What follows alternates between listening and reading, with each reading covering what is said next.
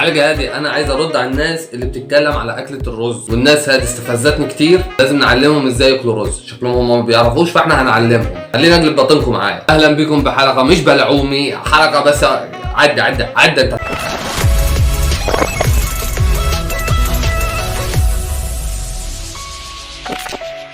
البداية قبل ما ابدا في اي حاجه احب اشكركم طبعا على الدعم الخطير اللي انتم مقدمينه عندي في القناه. اشتركوا يا جماعه في القناه، خلينا نوصل لل 100,000 بسرعه عشان نمسك الدرع. في زرار لونه احمر، لو لونه احمر دوسوا عليه وخليك معانا. اول ما تشوفوا دق عليه. يا جماعه زي ما احنا عارفين اكله الرز عندنا مش شعبيه، اكله الرز بتلاقيها في كل حاجه. تروح عند الناس عزومه لازم رز، تروح عند العزاء لازم رز، صباحيه لازم رز، مش عارف رز، هتلاقي في اي حته الرز. ويوم الجمعه لازم رز، وين ما بتتحرك يمين شمال رز رز رز رز. الو رز رز. الرز ده مش حاجه كده وخلاص، لا حاجه اساسيه في البيت. ومعانا ملكه البرستيج في الرز هتعلمنا ازاي ناكل رز. امغص. الرز ما بناكله بالملعقه، الملعقه بس للشوربه. الرز بيتاكل بالشوكة، وما ننسى انه احترام الناس هو الاساس. الله يبارك لك على المعلومه القيمه اللي انت بعتها لنا. مره كده كنت معزوم عند ناس فعلا، لقيته هو عمال بياكل بايده، حسيت انه مش محترمني، يعني حاسس ان هو قاعد عمال بياكل كده ايش هذا؟ ايش؟ استغربت حتى، قلت لا انت بتاكل بايدك ازاي يعني؟ كل بالشوكه يا اخي، الله يقطع ابوك يا شيخ. اقول لك على حاجه والله بجد، يعني عن ابو البرستيج اللي يخليني اقعد طول اليوم عمال اكل بالشوكه وفي الاخر ما اشبعش. ازاي اكل بالشوكه؟ شوكه كيف اكل بيها؟ عايزه تعرف كيف تاكلي؟ انا اعلمك كيف تاكلي. شوف الفيديو هذا وانت تعرف كيف تاكلي. إذا ما كانتش الزقمة تخش المعدة كده وتحس المعدة تجلد أصلا من تجل الزقم اللي أنت أكلته كده، ما تاكلش أصلا. أنا مثلا شايف بقول لك كل مثل الإجمال وكل قبل الإرجال. يعني كيف بدي آكل بالشوكة وهم عمالين بيلغوا جنبي بإيديهم ولا بمعلقة، وعايزاني أقوم أنا كده عمال باكل بالشوكة وأبدأ. لو باكل من الظهر المغرب بقوم أقل حاجة. هاي جايز. ماله بوقك يا ابني؟ ماله؟ تاخد حقن بوتكس ولا ايه؟ بالبداية رح نحكي بنحبك مريم، تابعتنا من القدس. مريم ساعة ونص مريم. ايش الزوج اللي معفن اللي عندك هذا؟ بتتابع مين انت اصلا؟ انت يا ابني اخرك اتبع اللي شبهك. اخلص ولا انا تابع اللي شبهك انت خايف ولا تسوى. وفيديو اليوم رح نعلمكم الطريقة الصحيحة كيف تاكلوا منسف بالعبدوني. واو، ازاي هتاكلوه بالعبدوني؟ ايه هو العبدوني اصلا؟ الزيتون؟ طبعا بالبداية احنا لازم نعمل هيك شكل منسف. ايه هذه كمية الرز اللي انت حاططها؟ عليها انما بتكفي زقم واحد. يا ابني انت عبيط يا ابني ولا ايه؟ انت الناس هذه هتجيب لنا شلل اقسم بالله. تخيل انت كده معزوم عند ناس ويحطوا لك كمية الرز هذه، عليها النعمة بتفضحهم، بتطلع في الشارع تقول لهم الحقوا يا باشا شوفوا حطوا قديش رز. علشان ايش؟ علشان نعرف ناكله، اذا ما كان هيك ما بناكله صراحة. صح. طيب بالبداية احنا ايش بناكل منسف بالشوكي والسكينة زي ما انتم شايفين. يا جماعة كيف انتم بتتكلموا كده؟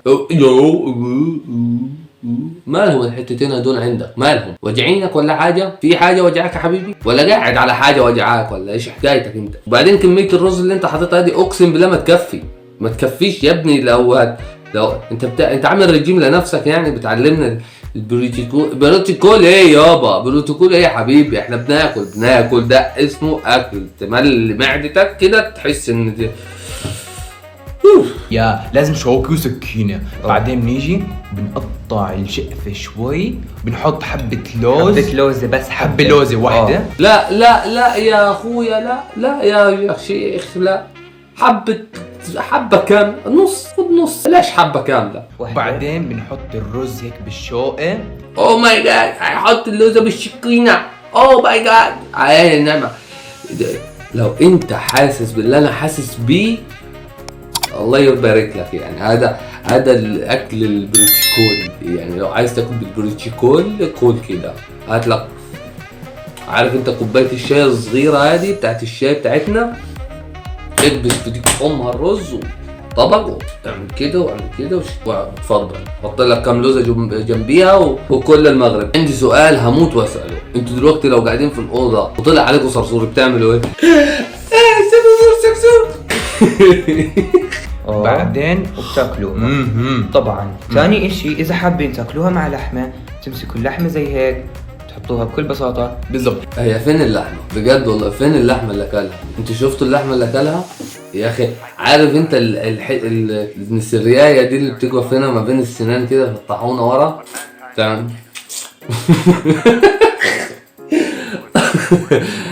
يا الله يا الله، لا حول ولا قوة الا بالله. الناس قاعدة بتذبح ذبايح وهذا جايب ابن سرياية كده من اللحمة. هل انت تذبحوش؟ ما عندكوش انتوا اللحمة؟ انتوا اللحمة الكيلو عندكم بيقعد سنة اقل واجب. احنا بالعاده نشرب معها ستور بوكس. بس هلا بس احنا هون بالمزرعة فما بيوصلوا ستور بوكس. يا هون بعشرون هيك مكان بعيد. ما في هاي. والله يعني حرية شخصية، كل واحد بياكله في المكان اللي هو عايزه. يعني انت عايز تاكله من قدام، عايز تاكله من ورا، براحتك.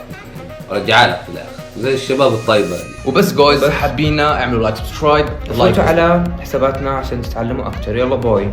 طبعا لغة العبدوني هذه لغة مشهورة جدا، فتعالوا نشوفوا استضاف مين المرة دي.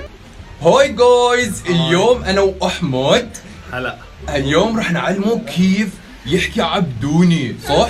صح. ايوه صحيح. تحس ان احمد ابو الرب في واحد واقف له بالمسدس كده على دماغه. تصور هلا صور يا اخي. عارف انت لو هتصور معاه بلاش انت مش عارف انت مع مين يا احمد ابو الرب. صراحه في القصه دي انا مش عارف انت بتصور معاه ازاي. يعني انت المفروض ده انت تتكلم عليه مش تتصور معاه. انا عارفك مالكش امان، ممكن تتصور معاه النهارده بكره تتكلم عليه عادي جدا. احمد كده قاعد متكتف كده ومش عارف. اتكلم يا عم وديله على بوزه وقول له اعدل بوزك. هذا يا شيخ انت من فريقنا مش من فريقه من الناس هذه. كيف تحكي؟ اول اشي احكي شورع. احكي انه مبورح، عادي مبورح. بورح عايز استحلفك بالله انت مبسوط وانت بتصور معاه؟ والله يا شيخ لو ايش ما بصور معاه. لو مهددني اقتلني، لو مرافع علي سلاح اضرب بالنار، لكن تتصور معاه وتقلده كمان يا اخي.